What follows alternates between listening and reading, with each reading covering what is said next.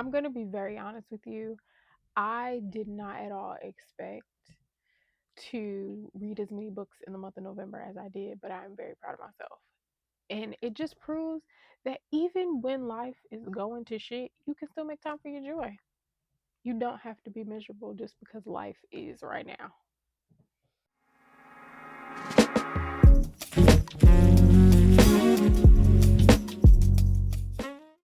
Hi, friends. Welcome back to Shelby in the Book Club. I am Shelby Monet, and in today's video, we will be going over everything that I read in the month of November.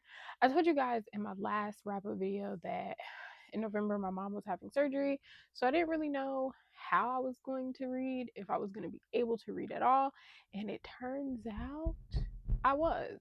So if you'd like to hear it, here it go. Before we get started, make sure you like, comment, and subscribe, and let's get into it for real this time.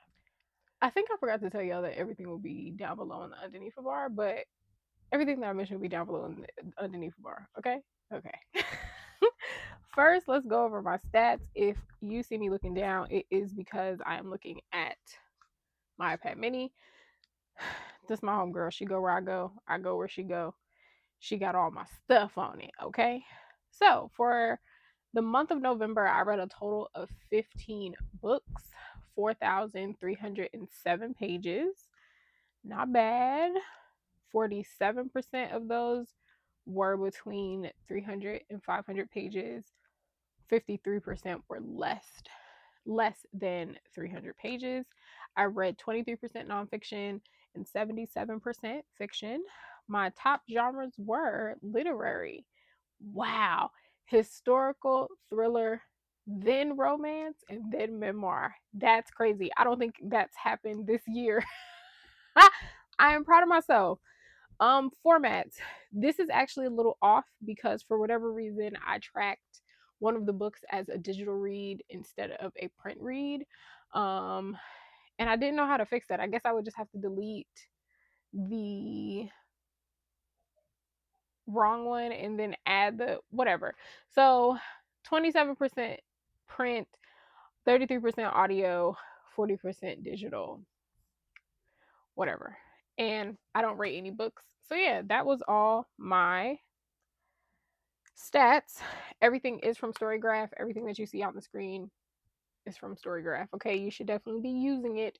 It is a black owned, black run um app for tracking your reading and everything else. People give it a really hard time because they're so accustomed to Goodreads, but then they complain every year when Goodreads has their awards and it's not really diverse. You should go where you are wanted and celebrated, and not go to places where you are forcing yourself to be wanted and appreciated. So let's do my audiobooks. Total of 5 of them. So this is in no particular order. First up, we have Successful Failures. This is by Kev on Stage, whose actual name is Kevin Fredericks. I thoroughly enjoyed this. Jess and I read it for our podcast, The League of Extraordinary Readers, for Nonfiction November. And I'm usually totally against self-help books. Like, I hate them. There's nothing that you can do to convince me otherwise. I just don't like them.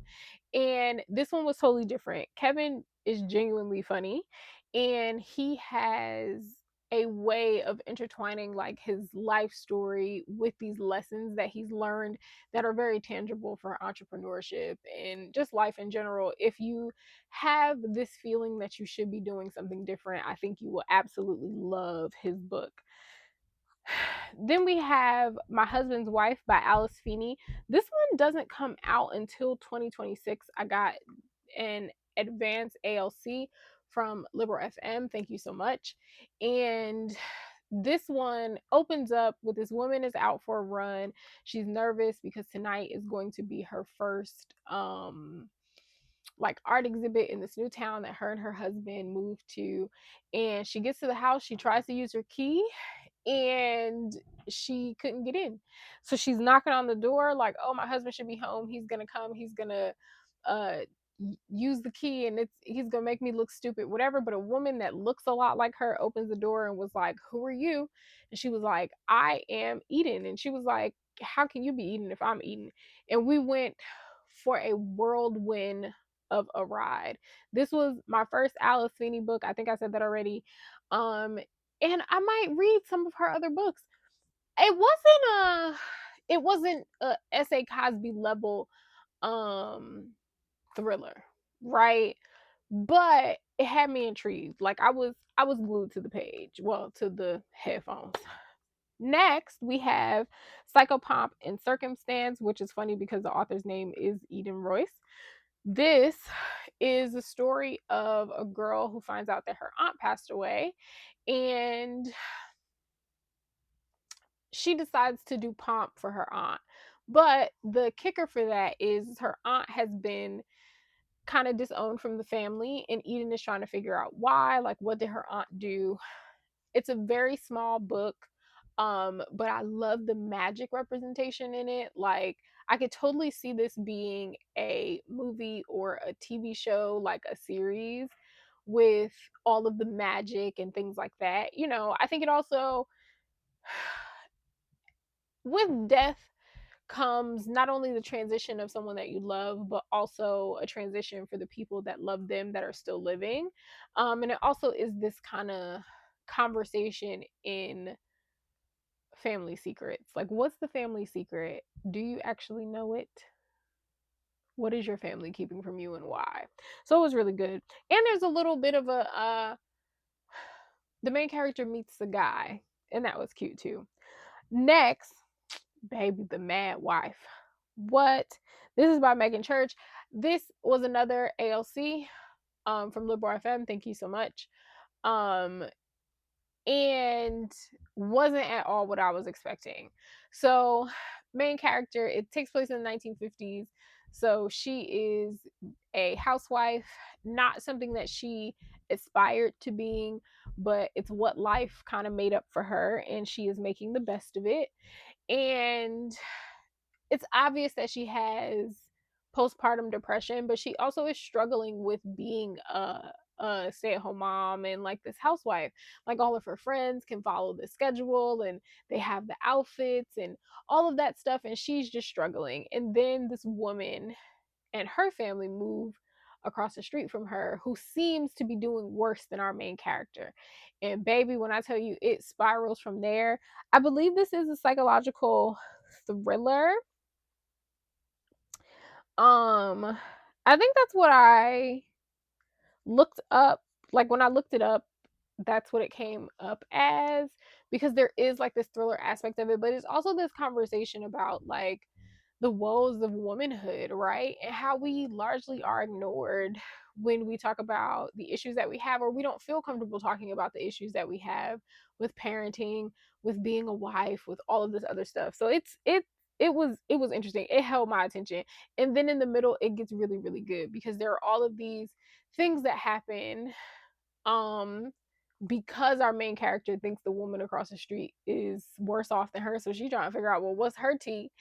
Um, and it just, I can't say anymore because it would spoil it.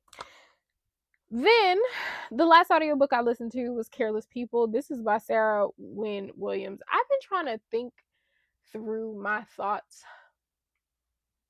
for this one all month long because I sincerely did not know what to expect. I didn't at all know what to expect reading this. Mark Zuckerberg is a terrible human. And the company that he runs is also a terrible company. But I think a part of me understands that Mark Zuckerberg is a nerd who started this business without a love for business itself, but more so a love for like the nerdy aspect of it. And that plays a part into where his business has gone and where it scaled itself to. So Sarah came into working for Facebook because she recognized the importance of a connection between Facebook and politics, right? And she wanted to be the liaison between that. So the international liaison at that, right? Because Facebook plays a really big part in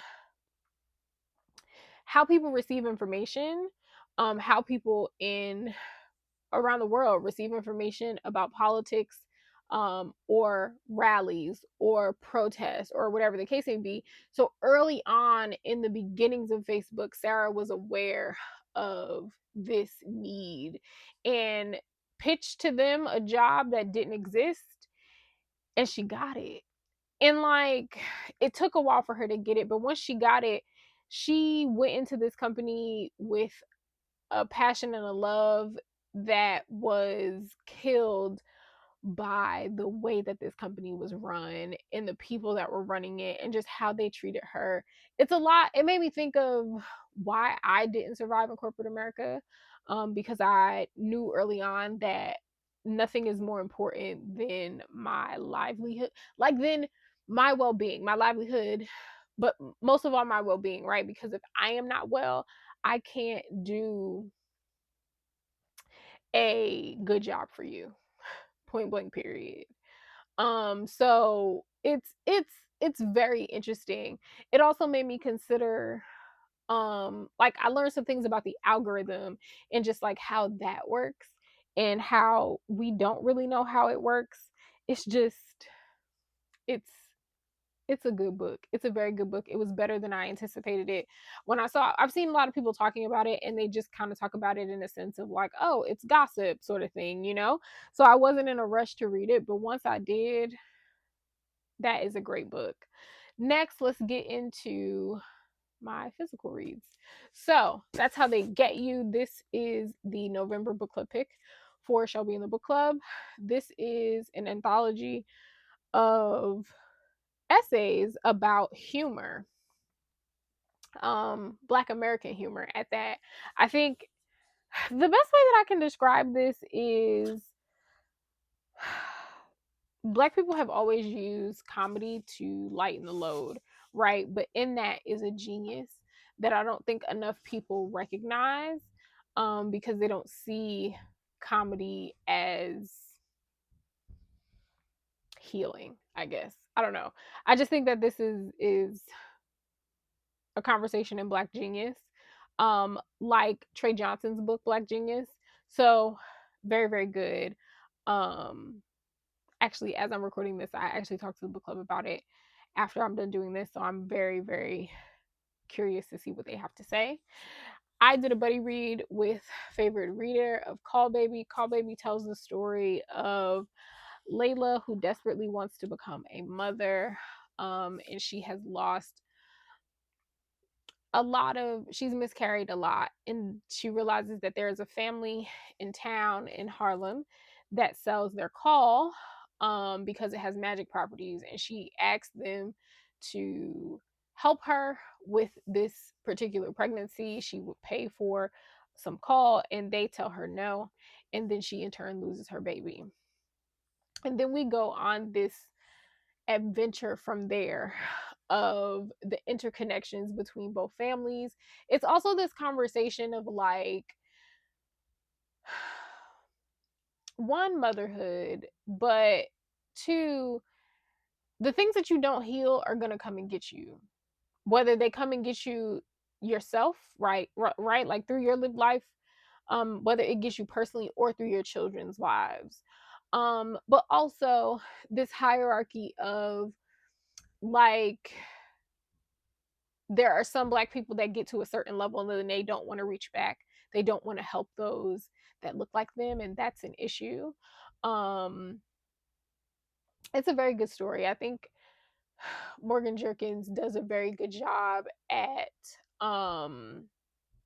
telling these generational stories that need to be told, but also from different perspectives, because Zeal is set up in a similar way that Call Baby is set up. So very, very good. Trigger warning for loss of child if you happen to read it. Then These Heathens, this is by Mia McKenzie. I haven't read her first book, Sky Falling, but now I would like to read it. This was absolutely phenomenal. It's like the perfect historical fiction if that's what you're into.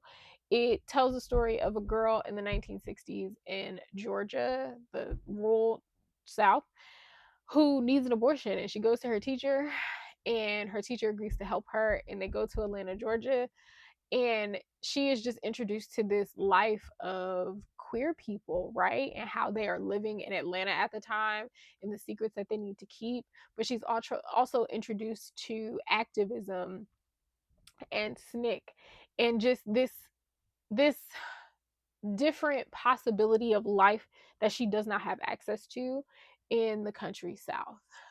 It's very good. It's thought provoking. I thoroughly enjoyed that. The audiobook is really good too. I immersive read that. Well, I didn't fully immersive read it. I like read some of it. I listened to other parts, read some more. Cursed Daughters by Oyen Braithwaite. If you have not read this, you should read it. If you read My Sister the Serial Killer and did not like it, you should read this.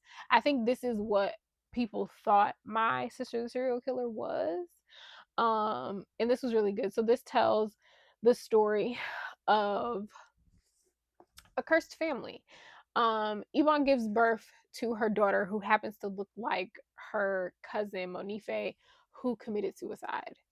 And we go through this story of learning why Monife committed suicide, but also we learn about this family curse that curses the love lives of all the daughters in this particular family line.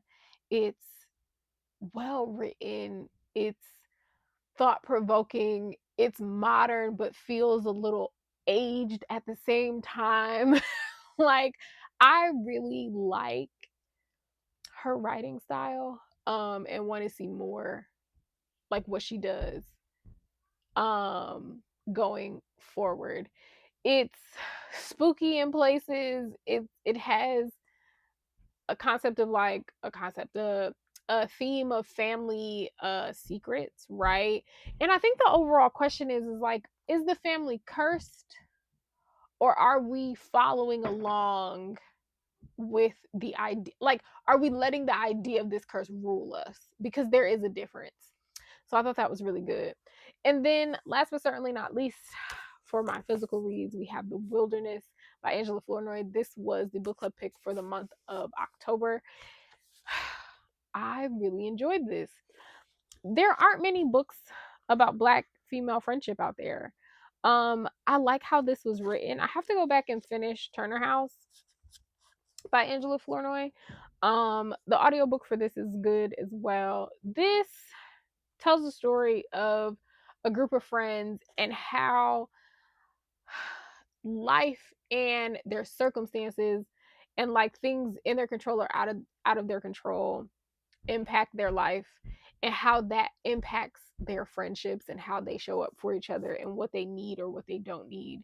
And to me it feels like it kind of reads like short stories, like we're getting bits and pieces of things here and there. But there is this through line of like sisterhood and friendship. I think it was really good. It's something that I'm gonna want to read again, and it's making me crave like things about friendship. I want to see Black women being friends. Like, there's girlfriends. Insecure is one of them.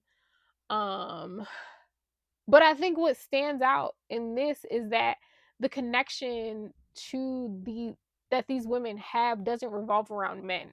It doesn't revolve around getting or keeping or losing a man. They just are friends. So that was really cool.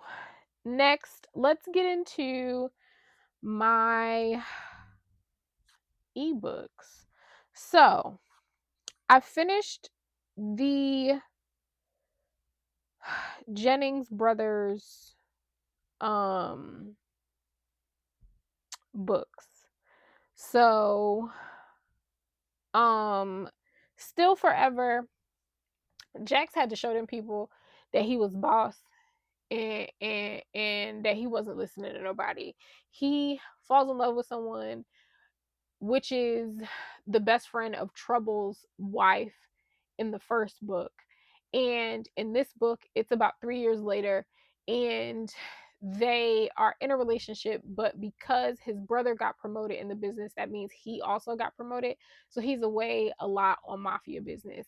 And she is just like, I know, um, I know what I signed up for being in a relationship with him or being in a relationship with someone that's in the mafia, but and also I need things. So she calls herself breaking up with him, but on his end, the mafia are just like, well, she's not a part of the mafia. Her family isn't either. Like, she doesn't have any connection. So you need to break up with her and get with somebody that you can build an allegiance with, an alliance with, I should say, or whatever. And he says no. And they threaten him and say, like, if you don't do this, we'll kill you. And he said, how much you want to bet? Okay.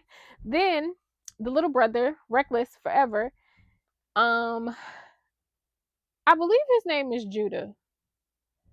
Is that his name? Hold on, let's check.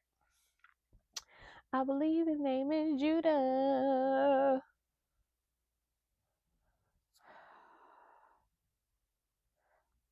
Let's put some music here. Do do do do do do do do do do do do do. It is Judah.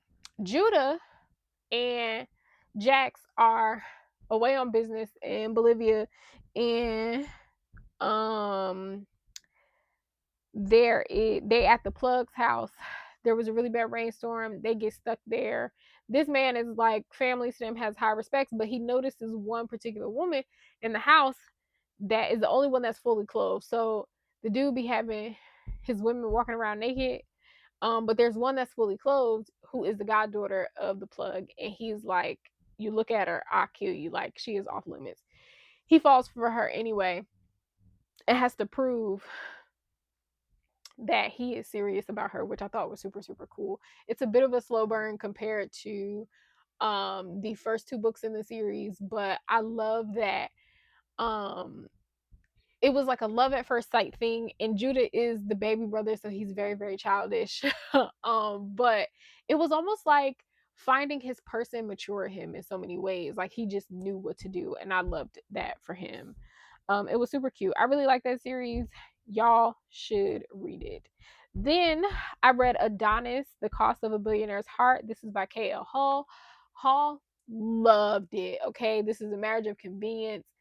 Adonis needs a wife, and it's he had CEO of a company. He sees this woman in the elevator who happens to be crying, finds out that she used to work for his business because she got fired, and he proposes to her a business opportunity. He needs her to pretend to be his fiance for a week so that he can make this business move and like get this contract. She needs the money for her and her son, so she agrees. And like, when I say CEO of a company, like, this man is a billionaire, so he um gets her wardrobe, gets her like this really nice ring, like is doing all these things, but there's obviously chemistry between us. If you liked um let me look it up. Hostile Takeover by Christina C. Jones, you'll like Adonis because it's similar vibes. And obviously they fall for each other. Then I read Blue by Masterpiece. Blue is also um a billionaire. He is about to take over his family's company, but they don't want him to until he gets married, and his mother is trying to force him into a marriage. So they have to go to this gala, and he was supposed to meet a family friend's I believe like the middle daughter, or no, the oldest daughter, but he falls for the middle daughter. It's like love at first sight for him. And he goes in the bathroom and was like, I will pay you $5,000 if you give me your panties so I can sniff them. And honestly, yes, yes, yes, uh-huh, I'm with it. Yes, yes. Absolutely. Masterpiece does a phenomenal job at writing filthy men. And I love that for me, you, her, and everybody else. Now the female main character, she is going through it. She's a single mom. Her name is Truly. Truly is a single mom. Her baby father ain't shit, but he has more money than her, so he has full custody of their daughter. And he's making life difficult for her because he wants to have control over her. So her meeting Blue was just like, here go another one, but you know what? I need my back crack, so I'm gonna let them, you know? And they end up falling for each other. And it's really one of those stories where it's like, let love be nice to you. Let love find you and let love do its thing. Don't don't run when you know that it's something to be true. Hold out, right? Like hold out until you know this is your person, but don't just let love pass you up because you're so afraid from your lived experiences. And then last but certainly not least, I read Heart of a Goon by Jaquel J. Where do I begin? I love Zoya and Goon's relationship. I love that Zoya is this very complicated woman who needs someone that's going to be patient with her, that is going to handle her with care and all of that. I love that Goon was very focused on the fact that he knows that he wants something serious. In order to have something serious, he has to move and operate a certain kind of way. I love all of that. um I could do without the very harsh cliffhangers. I love Ja. I think Ja deserves every bit of um recognition, praise that there is out there. I just I feel like that's her claim to fame, and I think she's probably going to stick to that because that is what her fans like. And as a fan of her who reads a little bit of everything, I can see the growth in her writing. I think that those harsh cliffhangers are going to hinder her more than they are going to help her expand. It's one of those things where it's like I feel like she's built her audience enough where she can switch it up and still get the readership that she does now. But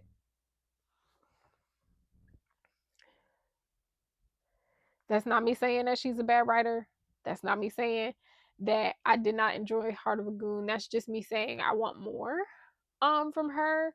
And until then, like I don't know that I'm gonna be reading anymore. I will still promote.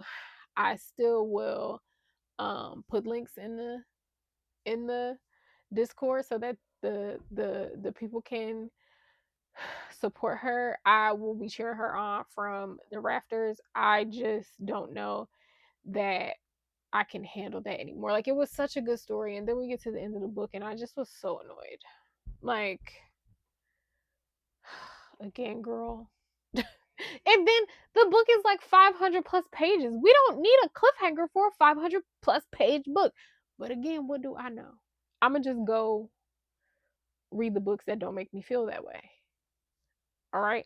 So yeah, that was everything that I read. Let me know down below what you read in the month of November, what your favorites are, and yeah, I think that's it. I'm at like 136 books read for the year. So for December, the goal is 14 books to make it to 150 books for the year. So yeah, I love you. You're kind, you are smart, you are important. If to no one else, to me. Bye, friends.